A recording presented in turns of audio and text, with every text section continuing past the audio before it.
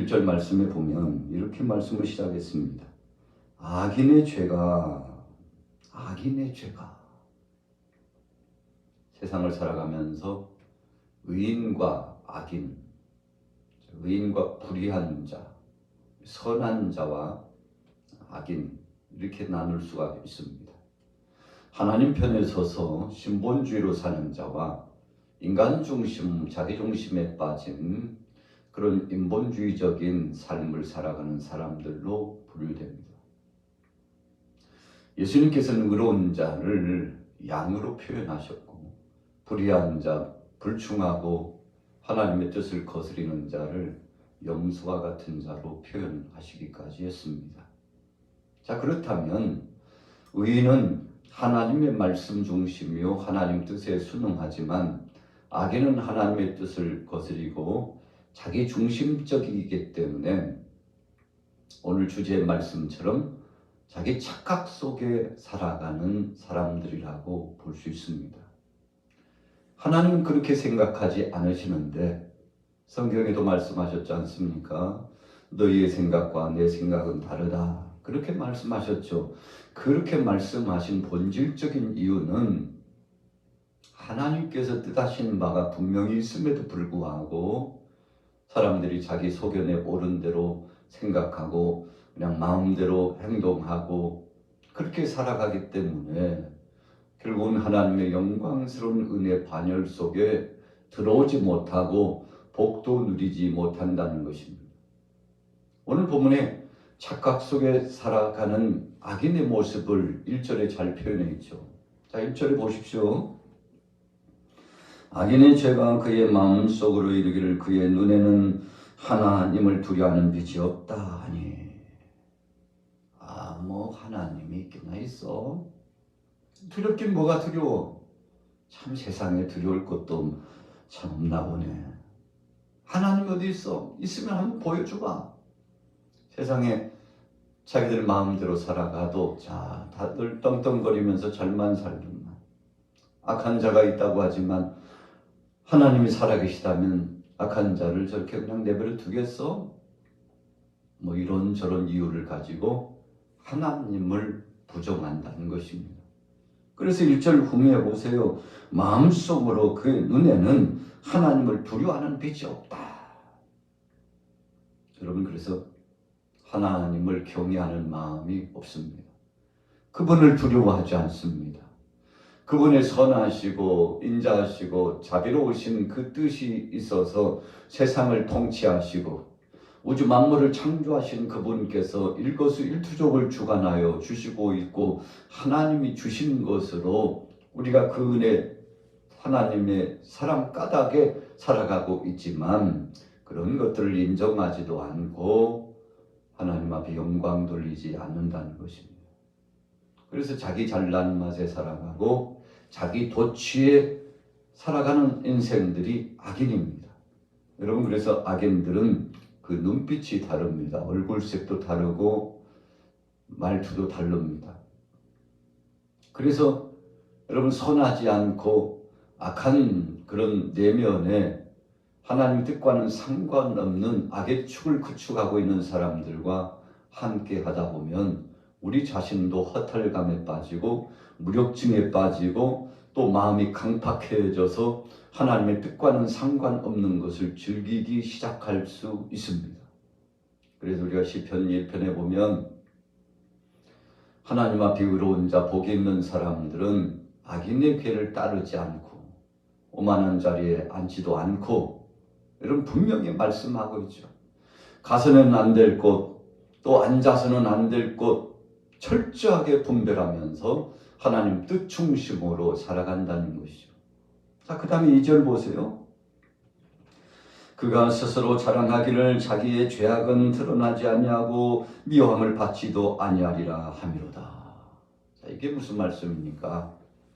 얼마든지 드러내 보이지 않고 속이면서 살아갈 수 있다는 것입니다. 누가 알겠어? 어둠 가운데서 했고 저녁 시간대 은밀한 중에 했는데 그 누구도 보지 않는 공간 속에서 행하였는데 누가 알기나 하겠어? 여러분 그런 생각을 갖는 것이죠. 죄악은 드러나지 아니하고 미워함을 받지도 아니하리라. 여러분 하나님을 부정하게 되면 이렇게 마음이 강팍해진다는 것입니다. 하나님은 낮의 소리도 밤의 소리도 다 들으십니다. 바다 저편 끝까지 갈지라도 하나님께서도 거기에 함께 하신다고 했죠. 우리가 은밀한 곳에 숨어 들어간다고 할지라도 거기에 하나님 함께 하십니다. 은하가 뱀이창에 들어가가지고 깊이 숨었지만 하나님은 마침내 그를 찾아내고 돌출시켰습니다. 저는 은밀하게 했지만 하나님은 모든 사람들 앞에 벌거벗은 형상처럼 드러나게 했습니다. 바로 하나님이 하시는 거죠. 다윗이 참 하나님 뜻대로 선한 성군이 되어가지고 하나님 앞에 기쁨을 올려드리는 사람이기도 했지만 그러나 그도 약점이 있었고 약함이 있었습니다.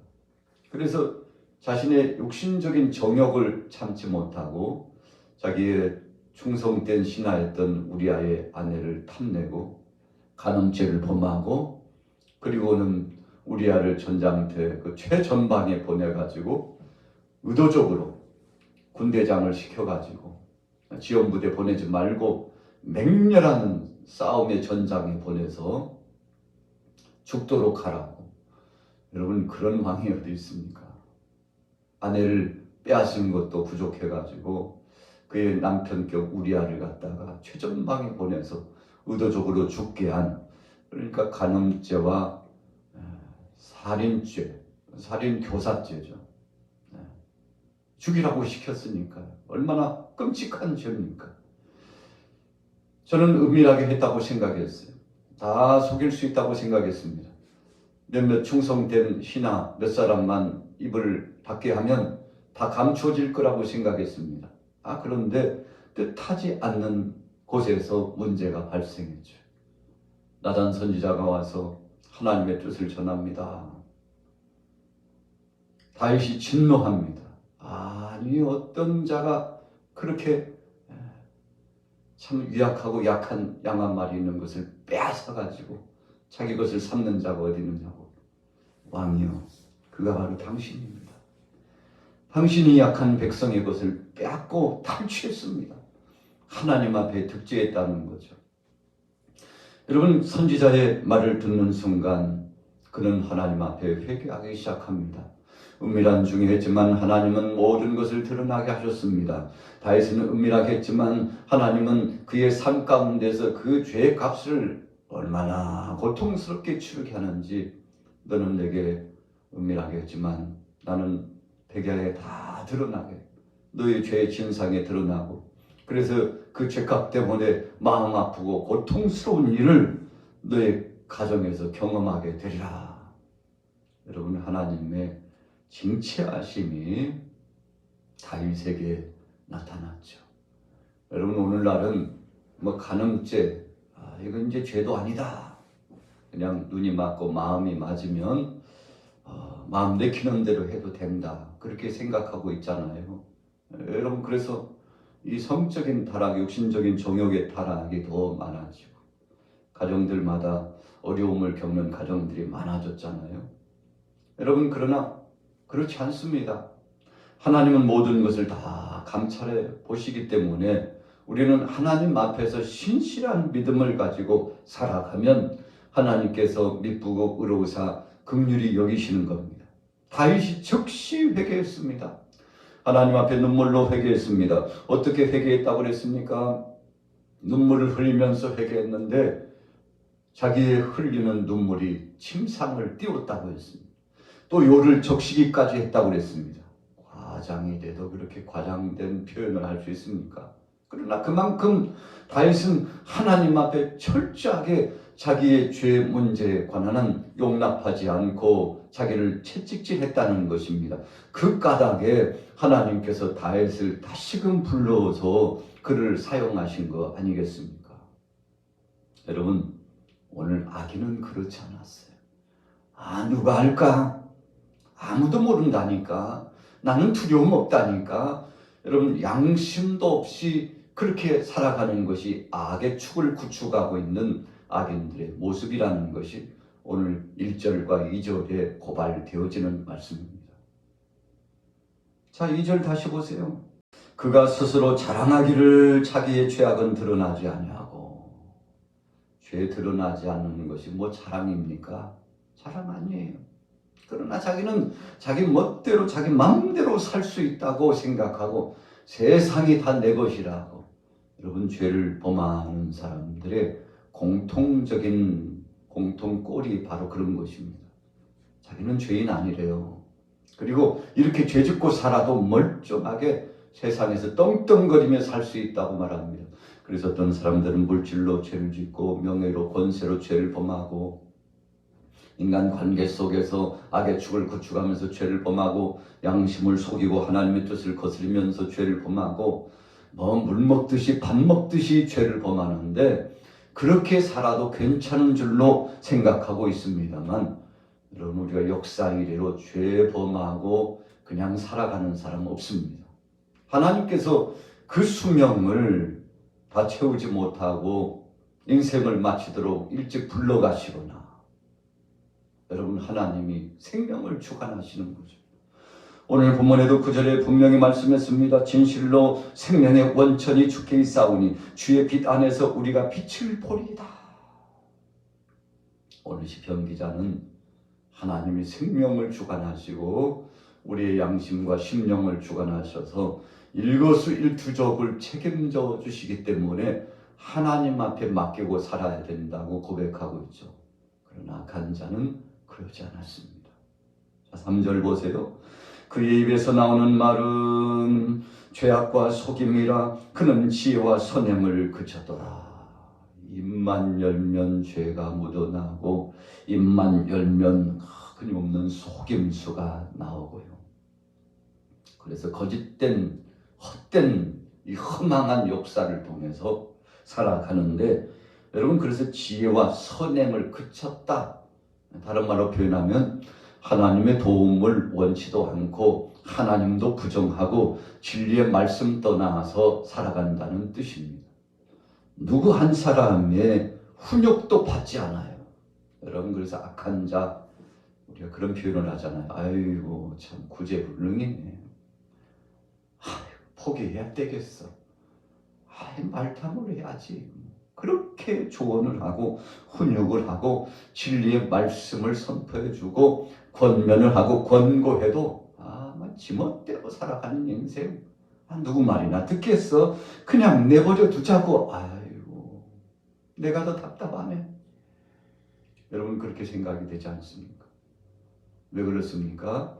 오늘 본문의 말씀처럼 악한 자들이 마음문이 닫히고 강팍해지고 가룟 유다가 예수님을 은 30을 팔았는데 참 답답한 인생을 살았잖아요. 하나님의 은혜의 말씀을 접수하지 않아요. 예수님께서 2번, 3번 유다에게 경고하셨죠. 마침내 유다가 참 안타까운 길로 갔습니다만 이유가 무엇입니까? 예수님 말씀했죠. 저의 속에 마귀가 들어갔다 그랬어요. 여러분, 악한 영이 지배하고 이 사탄의 역사, 귀신의 역사가 지배하기 시작하면 말이 안 통합니다. 얼마나 강팍해지고요. 진리의 말씀과는 상관없고 하나님 영광과도 상관없습니다. 그래서요, 자기 마음대로 살아가고 자기 마음대로 해석하고 그렇게 살다가 그 인생 참 안타깝게 되지 않습니까? 오늘 본문에 그 입에서 나오는 말은 죄악과 속임이라. 입만 열면 거짓말, 입만 열면 악한 욕설과 그리고 포악한 행동과 참 상식적으로 볼 때 너무 했다고 생각할 만한 그런 언행심사가 속속들이 드러나는데 사람이 어떻게 저렇게 될 수 있을까? 왜 그렇게 됩니까? 악한 것이 지배하면 그렇게 됩니다. 다윗을 추적하고 끊임없이 죽이려고 사람들을 파병했던 사울이 어떻게 됐습니까? 성령 떠났다고 그랬습니다. 성령 떠나니까 하나님의 말씀과 은혜 떠나니까 여러분 사울이 얼마나 참 강팍하고 다윗을 위하고 그래서 한 나라가 어수선하게 되지 않습니까? 여러분 그러나 성령의 역사는 평화예요.